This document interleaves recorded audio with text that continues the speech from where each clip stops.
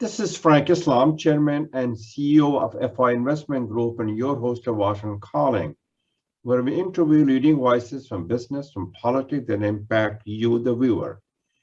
Today, our guest is Professor Omar Sadr. He is a research fellow at the University of Pittsburgh. He is the author of several publications and reports on Afghanistan.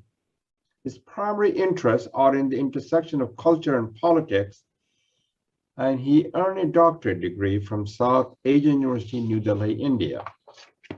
And he was also professor at American University of Afghanistan, also known as AUAF in Kabul, Afghanistan, where I served for many years on the Board of Trustees. Thank you, Professor Sadr, for coming to our show, and welcome to our show. Thank you so much, Mr. Islam. It's a pleasure to be with you, and thank you for that generous introduction. Sure. So, Professor Sadr, please tell our global audience about who you are yourself, your background, when and how did you come to Pittsburgh? And you mentioned that your family is with you. So tell us a little bit about yourself and what you're doing in Pittsburgh, and then we'll ask you some more questions. All right, perfect. So I'm an assistant professor of political science at the American University of Afghanistan. Previously, I was working as a senior researcher at the Afghanistan Institute for Strategic Studies in Kabul, and prior to that at the National Center for Policy Research. At the fall of Kabul, in around 15th August, before that I applied for a fellowship at the University of Pittsburgh through a Scholars Rescue Fund, which was finally approved. And now, apart from my responsibility at the American University of Afghanistan, I am a research fellow at the Center for Governance and Markets at the University of Pittsburgh. Very nice. Yeah. Go ahead, Omar. Connecting to your question related to my family, so at the fall of Kabul, on 15 August, almost it has been more than 100 days, those who were dissenters and the ones who were outspoken against the Taliban and the way the radical Islam has threatened lives of many people in Afghanistan and the wider region, I was forced to leave the country and choose to seek an exile in the United States. It's an unpleasant experience so far, but however, I look at it as an opportunity in order to raise the voice of the people of Afghanistan here in North America. But at the same time, I'm sure we will get the opportunity to go back to Afghanistan one day. And one day you will be able to get back, and we welcome you in this nation. As President Kennedy once said, immigrants infuse this nation at the far horizons, a new frontier, thereby keeping the hope alive and well. So you're rendering your services very well. We're fortunate to have you. We welcome you to this nation. Thank you. Now tell us a little bit about how your family, and you mentioned a little bit about your family with the situation in Kabul as it relates to the food crisis, cash shortages, and other Taliban repression. The situation in Afghanistan since Taliban took over the government, indeed, is a sad and sorry and very grim. Exactly. It is indeed a humanitarian catastrophe, as the fall of political order was followed by the fall of economic system, banking system, and to a large extent, social trust. So unfortunately, according to different estimates, including United Nations UNDP, in the next 1 year, over 97% of the people would be under the poverty line. And many in this coming winter, they are struggling to get their bread for their families. So it is indeed a catastrophe, and not just my family, but I think unemployment and Taliban's inability to govern and deliver services that has put many lives, millions of people's lives at risk. And unfortunately, the unfortunate is that Taliban do not realize this fact. Just 2 days ago, the Prime Minister of Taliban came up with a 1-hour speech at the National Radio and Television of Afghanistan, stating that they have won the war with the help of God.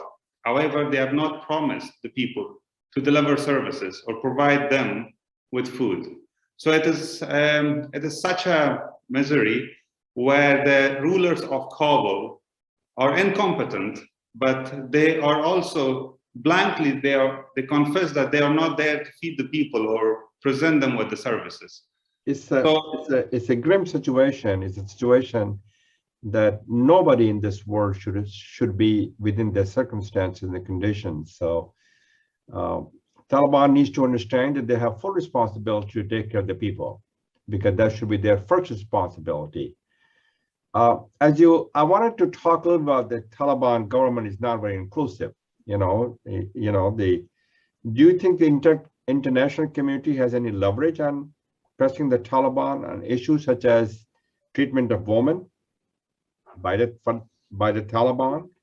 Can you shed some bright lights on those concerns about especially women's rights and the press freedom and freedom of faith, and also respect to make sure that the girls can stay in school, and they have shut down some of the girls' school, which is totally unacceptable, not to me as an individual, but to anyone in the world, because the women have so much to contribute to our community, our country, and they should be given equal opportunity and inclusive economic mobility to advance their career.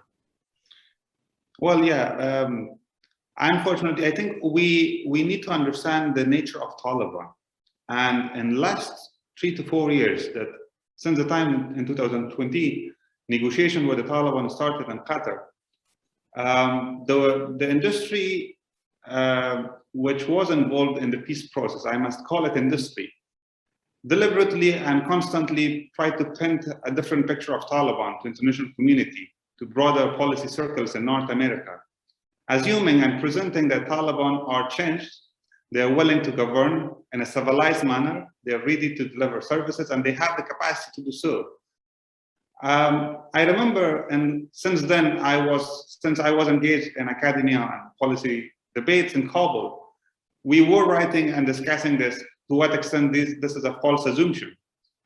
And what, probably I might say, the white men are also the privileged in Afghanistan, the very top privileged, either be it ethnically or economically, they try to rebrand Taliban, now has come to the cost of the common people of Afghanistan. Now, I don't think so that Taliban may change these policies with respect to freedom of thought or equality of gender, women's rights to education, to work, and so on and so forth. In principle, they have not compromised any of their ideologies. The conservative Islamic ideology, which comes from Deobandi schools and Agora Khatak in Pakistan. Now, however, I do think that the United States and the West at the moment do have some leverage, because the asymmetry of power after fall of Kabul to the Taliban has changed. Now, Taliban do realize that they require recognition of international community. They do require international aid, humanitarian aid, developmental aid. They do require engagement with the West and particularly with the United States. You're right. And that's why since then they are pleading for it. They are pleading the West to engage with them. I think the United States and the West can use this as a leverage. And I will see what I can do. But the question really is their philosophy of Islam, which stands as respect for, they have equality, dignity, tolerance, and respect for other faiths. Islam has always been, I do not know how much you know about Islam, but the Prophet Muhammad's wife Aisha rode on a horse and also went to the battle. So I'm not really sure which part of Islam they're subscribing to. Islam always stood for equality, dignity, and tolerance, respect for other faiths. I want to shift the conversation to you mentioned Doha deal. Was it a bad deal? And do you think the US had any option to negotiate a better deal, which you mentioned you do, considering the Taliban had already surrounded cities? But the agreement that I understand from my friends, the provision of the Doha agreement is bringing peace to Afghanistan, correct? That was the intent. And also to make sure that the peace is between Afghanistan and the Taliban, and the agreement also included talks between Taliban and the government of Afghanistan, and which did not occur. Go ahead.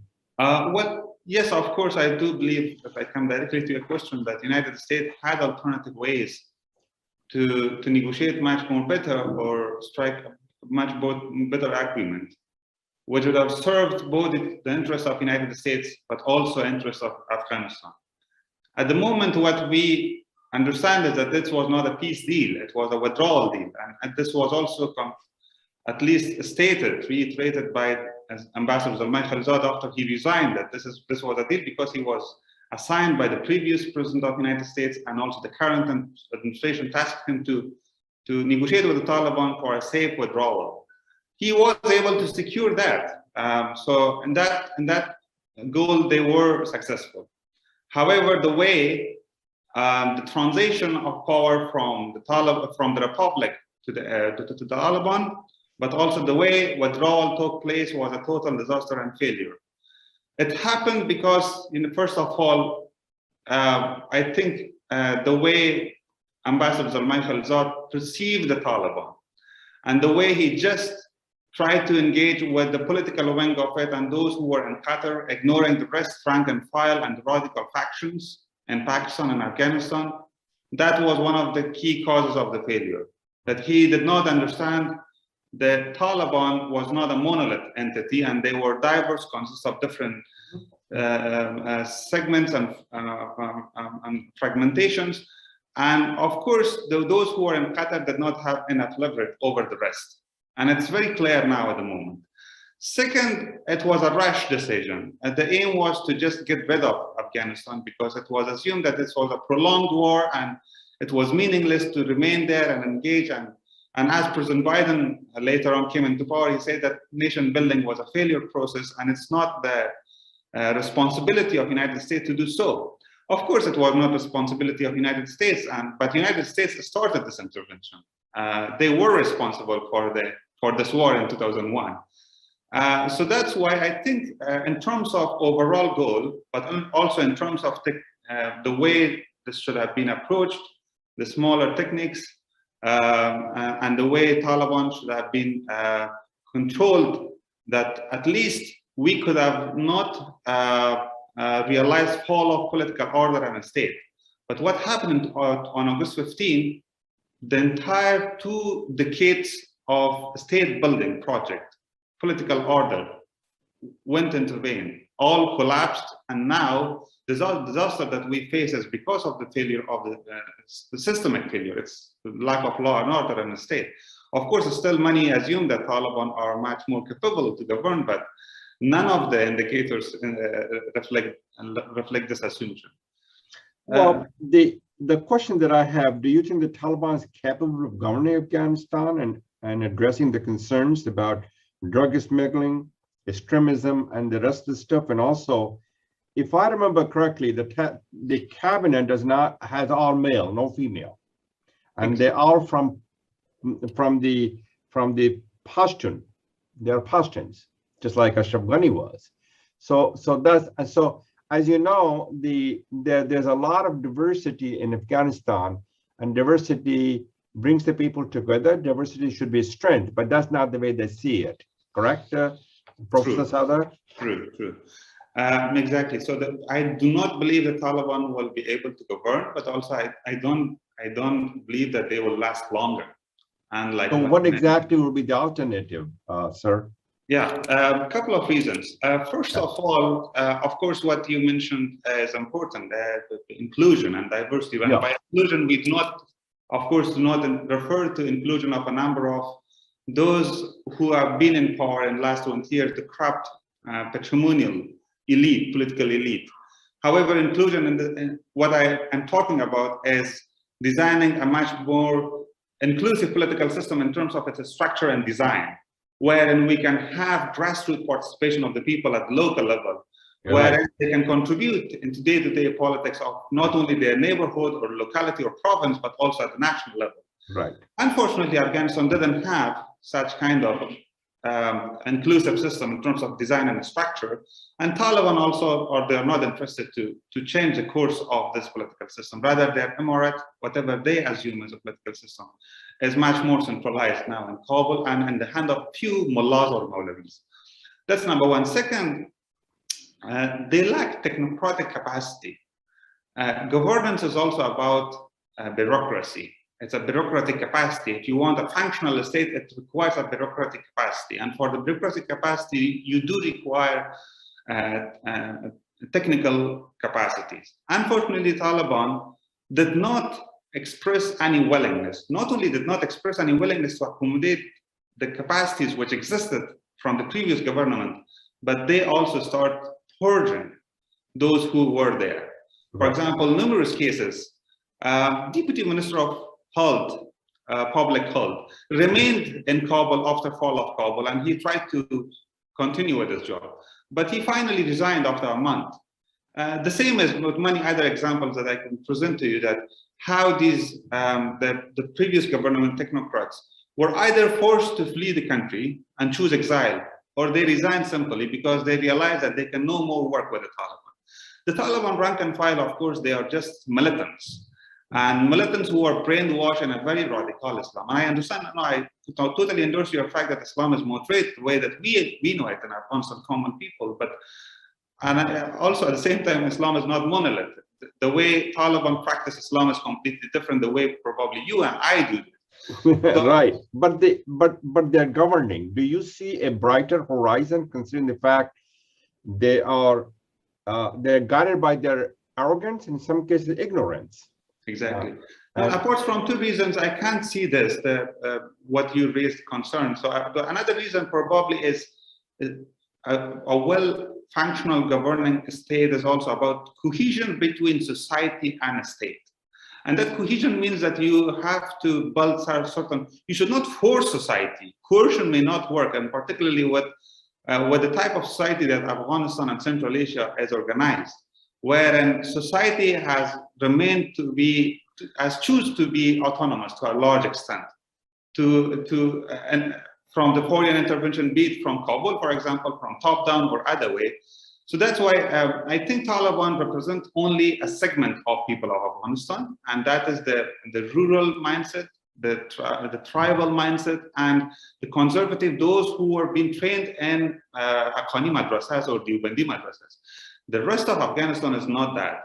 And ethnic-wise, you rightly mentioned, it's only rural Pashtuns, conservative rural Pashtuns. So how about the rest, the Persians, the Tajiks, right. the Tajiks and also the Shias. And, the Shias, exactly. In terms of gender, they are not inclusive. I want to talk a little bit about that in a minute. But before I talk about the attacks and the mass that occurred, by the Taliban or someone else, the Shia, but I want to talk about the humanitarian crisis and financial sanctions.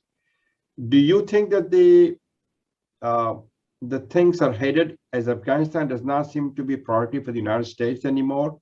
Because you spent about close to $1 trillion and thousands of lives were basically sacrificed and we didn't get anywhere, as we all know. And also the humanitarian crisis as it looms in Afghanistan is run by the Refugee Agency of the United Nations. And they also talk about the fundraising conference. Do you see a financial collapse pretty much in Afghanistan right now? Yes, there is financial collapse because the banking, the assets of Afghanistan, both from the United States and Ireland, they're frozen. Yeah. International aid, of course, Afghanistan was dependent. Over 70% of GDP was financed from the donor agencies, and there are no more. So the banking system faces shortage of currency. Liquidity is not there. And also the Taliban government is struggling to pay at least salaries of their own, the civil services and employers of the government. The banking system faces challenge. The market is collapsed because of market functions based on law and order, and lack of clarity, lack of trust has led to failure of market. Of course, many investors are forced to choose an exile. They do not trust anymore. the Taliban or the system. So that's why, of course, the system financially it has faced crisis in terms of even monetary policies. The Taliban has not been able to change anything, and unfortunately, the local currency is depreciated since fall of Kabul. Yeah. But of course, there is a need for humanitarian aid, and in this we have to be very careful and cautious the way that aid should be distributed to the people who are in need, without reinforcing or endorsing the Taliban and their rule, as they do not comply with very universal values and norms, including basic norms like human rights, women's rights, inclusive government. And unfortunately, I see if Taliban remain in power, they will change the course of how the way Afghanistan, in terms of its social political dynamics, is organized. Remaining of the Taliban in Afghanistan will mean that we will have another Waziristan, which is totally ruled by militants which are aligned with the other international terrorist networks. Very well said. Where you pointed, do you think there is a power sharing between the different factions? Because I don't see that's happening, because the power sharing is important, because it will do a check and maintain the balance of the power, and it will keep it more efficient governance. But that's not the case right now. The spirit of cooperation is not there. Well, do you mean power sharing amongst different factions? Power sharing among the various sectors and various minority groups in the cabinet, and also in the state level and local level as well. Well, no, that has not been happening, and Taliban has not expressed any willingness to engage in a meaningful negotiations with the non-Taliban, the non-Pashtuns, and religious minorities and the women. Meaning, so far, Taliban has time and again repeated that whatever they establish is inclusive, and it includes all. And unfortunately, this comes from very majoritarian mindset. They assume that Afghanistan is only Taliban and only Pashtuns. That's the tribe, and which is the 40% of the population of Afghanistan, correct? Roughly, yes. And also you have other 60%, the rest of they're left behind. Exactly. So in order to establish a power sharing, the first and foremost important thing that you need is trust between all these factions, right, and then meaningful negotiation, which includes all the steps, those who are in exile, those who represent the new generation, the youth in last 20 years, the representative of women, democratic forces. But unfortunately, Taliban has not only showed an interest, but also they have tried to demonize the non-Taliban Afghanistan, saying that, well, these people were funded by United States, they were corrupt. And I understand the system was corrupt, but that does not refer that every single individual was corrupt in Afghanistan. So demonizing of the non-Taliban may not work. And that has been one of the key reasons behind lack of improvement towards inclusivity or power sharing. Can you talk a little about ethnic minority like Shia, Hazaras, and Tajiks, and Nuristani? Do you really think that it's a very divisive, and they're not contributing, they're contributing to violence against the minorities? And what happened in October, as I understand, there were attacks on the mosque that was by the Shias. So how do you believe that it's going to continue? What's going to happen here? Well, unfortunately, yes, the Shia minority in Afghanistan has remained to be vulnerable and has been targeted by the radical factions and terrorists, not only just Taliban, but also now the other emerging forces like ISKP, which is another faction of Islamic State in South Central Asia. The attacks that you mentioned in Kunduz and the later one in Shia Mosque in Kandahar in the south, both of them, of course, the ISKP took responsibility for it. But however, we shall not forget that Taliban has also been responsible in the last 20 years to do the same thing that now ISKP claims to be doing it. So yes, I think one of the key challenges will remain the radical factions, and since the Taliban has normalized such kind of cycle of violence, including use of suicide attacks. Now, I don't know to what extent they will be able to prevent this. They are not only normalizing it, but also tries to celebrate it. For example, the current Minister of Interior Affairs, which is the leader of a very notorious faction of Haqqani network. Right. He invited all the families of suicide attackers in one of the 5-star hotels in Kabul and celebrated them. So now, additionally, if you celebrate the ones who is committing suicide, to kill the rest, right? And target, for example, the civilians, the minorities, the religious Shia sect, and the rest, to how you will be able to prevent further attacks. So I think that kind of cleavage between the Taliban and the rest will continue. And this comes from the way their ideology, the Deobandi Islam, not the traditional Deobandi Islam, which emerged in 1866. But Islam sheltered even the Jewish people under the Ottoman Empire, under the Mughal empires, and also various different religion. They had a respect because that's what Islam teaches. Even Prophet Muhammad sheltered the Jewish people in Medina.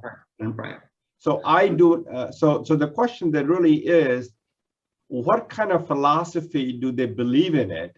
They're just guided by their own arrogance and ignorance and not understanding what Islam stands for. Well, no, I totally echo what you said. This is not as I said, this is not a tolerant multicultural Islam that we had. Afghanistan is a faith. It's not an ideology, totalizing to cover and decide about all aspects of life, the way Taliban try to assume. Now, so in order to respond to your question, let me just go back a little bit in history. The time that Deobandi Madrasa was founded. But the Deobandi Madrasa is the one which is in Lucknow in India, correct? That was founded in India, northern Delhi, in Lucknow, in Deoband. But post-independence, the political wing of Deobandi Madrasas were split between post-Indian partition, between India and Pakistan, and a faction of Jamiyat Ulama Islam moved into the Pakistan, and they continue to establish and continue with this Deobandi brand. But what happened post-1980s, when Ziaul Haq took over the power in Pakistan, he tried to engage and finance or host the refugees from Afghanistan, and also tried to raise funds from the Gulf and United States in order to finance jihad in Afghanistan. So unfortunately, in this phase from 1980s onwards, the Islam which was traditionally practiced in the region was transformed to a very militant, radical one, which was anti-modernity, anti-West, and anti all other forms of values, wherein these movements realized as a threat to inherent identity and culture of Islam. So that's why I think this version of Islam is completely different from what normally it is practiced. Okay, so that's a very nice thing. That's a wonderful what you explained in terms of the Deobandi Islam, which is totally unacceptable to the people in terms of the majority of Islam, who people believe in Islam. This is not what Islam is all about. Exactly. It's completely unjustified, wrong, unacceptable. And I hope they find a path to move forward and bring all the people together. If they're together, they can help shape a better future for Pakistan. And all the minorities should be represented in the cabinet, at the local level, at the state level. That's me talking. That's what I believe in it. Exactly. And that's something they're missing. So Professor Sadr, thank you for coming. We appreciate it very much. And thank you very much for coming to our show. Thank you for having me. It was nice talking to you. Thank you. For the opportunity. This is Frank Islam wishing you a great week, and thank you for watching.